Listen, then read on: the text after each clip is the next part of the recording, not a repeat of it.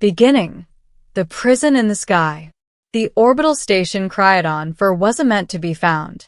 It drifted far from commercial routes, invisible under layers of stealth plating and encrypted coordinates known only to the Empire's top brass. A perfect place to bury people who weren't supposed to exist. I was a salvage pilot, nothing special. One job had gone wrong. Pirates chased me, and I ended up banging on the hangar doors of Kryodon 4 just to survive. The Empire drafted me on the spot. If you arrived at a black site, you stayed at a black site. My new job? Maintenance technician for Cell Block Sector C. A glorified janitor. That's how I found myself in front of prisoner A31. She sat upright on the narrow metal bunk, sharp-featured, silver hair matted with dirt, but still somehow regal. Her wrists were cuffed with suppression bands, designed to nullify energy-based abilities. The guards claimed she was dangerous, an alien insurgent from a species known for biokinetic powers. But she didn't look dangerous. Not then. More tired than anything. "You're new," she said, voice low, accented. Not quite human, not quite musical. "You don't walk like the others." "I'm not a guard," I replied. "Just here to fix the malfunctioning energy conduit." "Your hands say otherwise." Her gaze flicked over my knuckles. Pilot hands. Not tools. Not guns. I stiffened. "How can you possibly?" "Experience," she cut in with a faint smile. "And good instincts." I wasn't supposed to talk to prisoners, but something pulled me toward her. Curiosity, maybe. Or the sense that she wasn't supposed to be here. "What did you do?" I whispered. "Nothing." Her smile faded, which was when I knew she was telling the truth. Before I could say more, Commander Roth entered, boots striking the floor like hammer blows. I stepped away instantly. "Prisoner A31, he barked.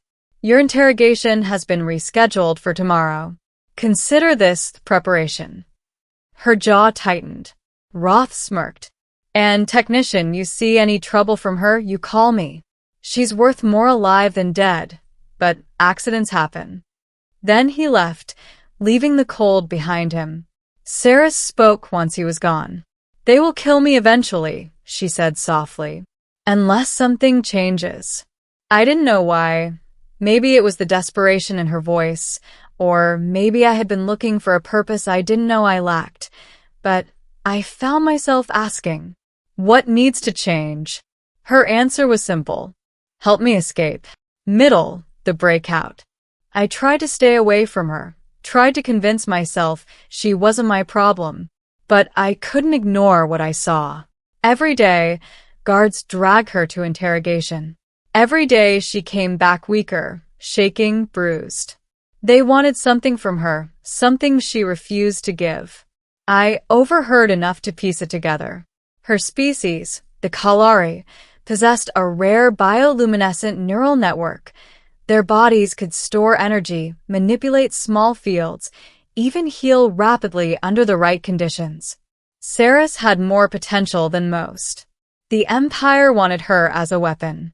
One night, after she returned barely conscious, I entered her cell to repair the air vents. "You won't survive much longer," I said quietly. "I know," she murmured, leaning weakly against the wall. "That is why I need help," I finished. "Yeah." She lifted her head, meeting my eyes. "If you free me, I can free you. You were dragged into this place against your will, yes?" I didn't answer. I didn't need to. "I can get you off the station," she whispered. "I know things you don't. Maps. Weaknesses. Old engineering systems the Empire abandoned." "How?" Her eyes brightened faintly. "They suppress my abilities, but they have not erased my knowledge." That night, I made the choice that would change everything. I brought her a small piece of wire, thin enough to hide, strong enough to pick a mechanical lock. "Roth is rotating security tomorrow," I told her quietly. If you can undo the suppression bands for even a second. I can, she whispered, but you must get me to the hangar. What then? You fly us out. I swallowed. Never thought I'd be a fugitive. She gave me a tired smile. You were one the moment you landed here. The escape. Everything had to happen fast. During the next power cycle, the lights dimmed, a routine energy redirection that lasted exactly 12 seconds. I timed the corridor patrols. I memorized the guard rotations. At 0300 hours, the alarm system reset. This was our only chance. I approached her cell, pretending to repair the door panel. She stepped close enough that only inches separated us. Ready, I whispered. She nodded and slipped the wire into the lock. A soft click. The cuffs fell first, sparking as they hit the floor. For the first time, I saw her eyes truly glow, silver light radiating from within as energy surged through her veins. She inhaled sharply, spine straightening. I'm myself again, she murmured. Then she touched the cell door. A shimmer rippled over her fingertips, pure light, and the door circuits overloaded with a quiet FZZZTT. It slid open, and the entire station felt different, like a storm was about to break loose. The run. The corridors stretched endlessly, but Saris moved with new strength. Not violent, controlled. Focused. When we encountered the first guard, he raised his blaster. Before I could react, Saris lifted her hand. A wave of pressure burst outward, silent, invisible, and the guard crumpled gently, unconscious. You didn't kill him, I whispered. I do not want to harm unless I must, she replied. We moved quickly, weaving through maintenance shafts and old service tunnels. She seemed to know better than anyone alive. How do you know all this? I asked. My people built the first version of this station, long before the Empire twisted it into a cage. That explained everything. Halfway to the hangar, alarms blared. They know, Sarah said.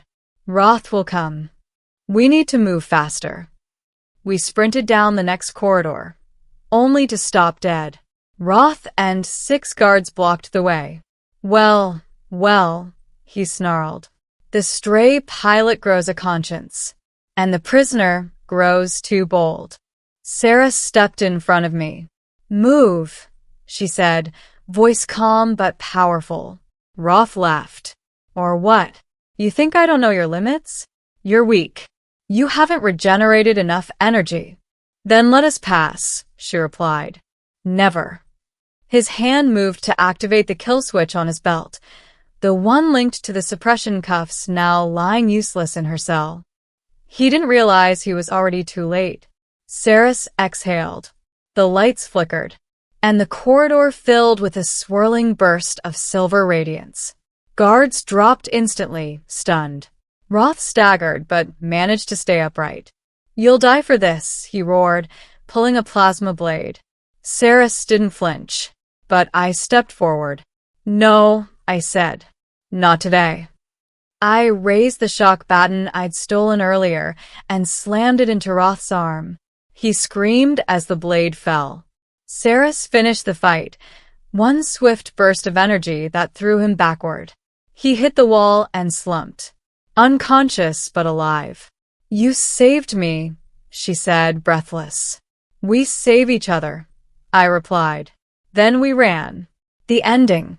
Her kiss wasn't just a goodbye. The hangar doors opened, revealing the one thing I knew better than anything. My old ship, the Starling, stolen by the Empire and now reclaimed by fate. You can fly this? Saris asked. Better than I can breathe. We boarded fast. Klaxons blared across the station as bays began to seal. I powered the engines. Hold on. The Starling shot forward, smashing through the last magnetic barrier. Cryodon shrank behind us as we plunged into the star-speckled dark. But we weren't free yet. 2 Empire interceptors appeared on the scanners. They're gaining, I muttered. We can't outrun. I can help. Saris placed her hand on the ship's energy core. Silver light flowed from her skin, fusing with the starling like liquid lightning. The engine roared. Our speed doubled, tripled, stars blurring into streaks. The interceptors vanished behind us. When the danger finally passed, I eased back and exhaled shakily. We made it, I said. Saris didn't answer at first. She stared out the window, the glow fading from her eyes. You saved my life, she said finally. My people, they will thank you.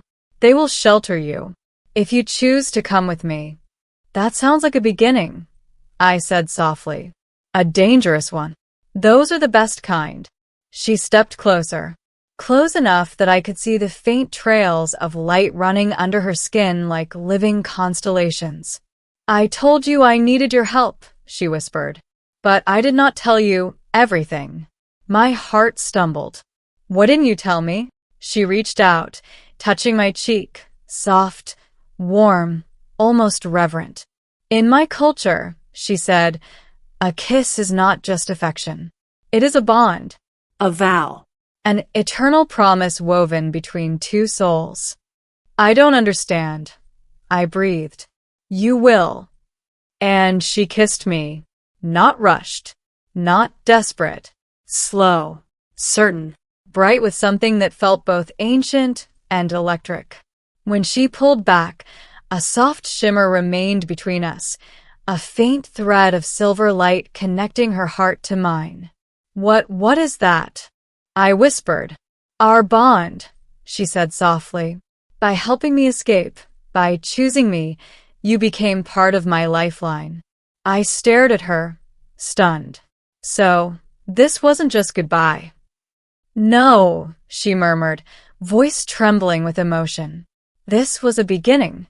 The starling drifted silently through the stars, leaving the Empire, and everything I once was, far behind.